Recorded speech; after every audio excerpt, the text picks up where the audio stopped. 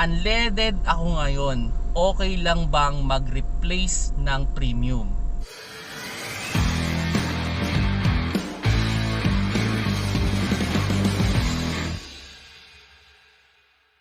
Hello mga paps, I'm Kuya Shane at yun may na-receive tayong question regarding fuel at yun nga daw, naka-unleaded daw siya ngayon kung okay lang daw bang magpagas siya ng premium. Okay, itong dalawang gas na to, kumbaga yung unleaded, commonly ang kulay niyan ay green at yung premium ang kulay niyan ay red. Walang problema kung ano yung trip ninyong igas. Okay, kung gusto niyo unleaded, okay. Kung gusto niyo premium, okay. Actually, pares lang naman silang unleaded. Okay, magkaiba lang sila ng RON. Kumbaga, yung kulay green o yung ating tinatawag na unleaded is 91 octane at yung ating kulay red o yung premium na tinatawag ay 95 octane. So, kung ang question is kung pwede bang paghaluin yan, pwede rin. Wala rin problema. Actually, meron akong nakilala before na ginagawa niya para do sa kotse niya, magpapagas siya ng 500 na 91 tapos magpapagas siya ng 95 na 500 din. Kumbaga ini-equal niya para daw maging 93 octane. And sabi niya goods daw yung performance sa kanya, Meron naman na naka-stick lang sa 95 octane kasi mas maganda daw yung hatak ng kanya sasakyan, mas matipid din sa gas daw, yun ang sabi niya. Yung iba naman nag-stick lang sa 91 octane dahil nga yun naman din yung sabi natin pinaka-common na gasolina, Okay, ganito.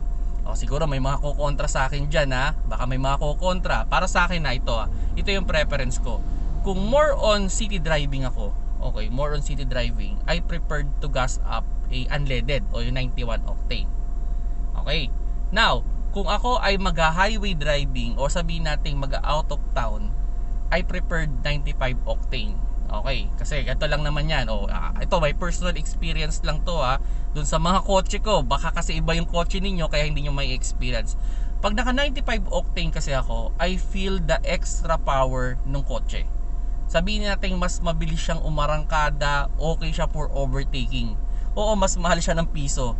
Pero mas goods yung performance ng aking kotse pag naka 95 octane ako o yung premium. Now, kung city driving naman, wala naman tong mga birit-birit. Dito lang naman sa Metro Manila, 60-60 lang naman yung takbo. Hindi naman kailangan masyado nagmamadali. Sayang yung nasi-save ko. Minsan, piso, 2, 3 na. Alas 3 na nga yata yung difference ngayon, So ngayon, mas pag nasa Metro Manila ako o city driving, I prefer the unleaded. Kasi nga, wala namang ibibirit. Actually, ganito lang naman yan. Kung hindi nyo naman babaguhin yung driving habit ninyo, halimbawa kahit nag-gas up kayo ng 95 octane at ita-traffic nyo yan, or hindi nyo babaguhin yung pagdadrive ninyo, walang kwenta ang 95 octane. Okay, wala siyang kwenta. Hindi nyo may experience yung extra power. Kasi sabihin natin, pag nag 95 octane ka, medyo sabayan mo ng medyo aggressiveness na sa pagdadrive. And you will feel the extra power din naman So yun lang naman yung with regards dito sa dalawa, yung 91 octane or 95 octane o unleaded and premium, parehas lang po silang unleaded. Okay, clear na natin yun, parehas silang unleaded. Nasa sa inyo na lang kung ano yung trip ninyo. Ako I highly recommend, minsan mag-experiment din kayo. Kumbaga, try nyo 91 octane ngayon for a week, then try nyo 95 octane for a week. Then yun, try ninyo, tignan nyo kung ano yung performance, Kung nagustuhan nyo yung video, paki-like, at kung hindi pa kayo subscriber ng aking YouTube channel, press ang subscribe button sa baba, Facebook, click lang yung follow sa taas, at TikTok, click nyo lang i-plus sign dyan sa logo ng Kuya Shane. Salamat sa panonood, keep safe mga paps.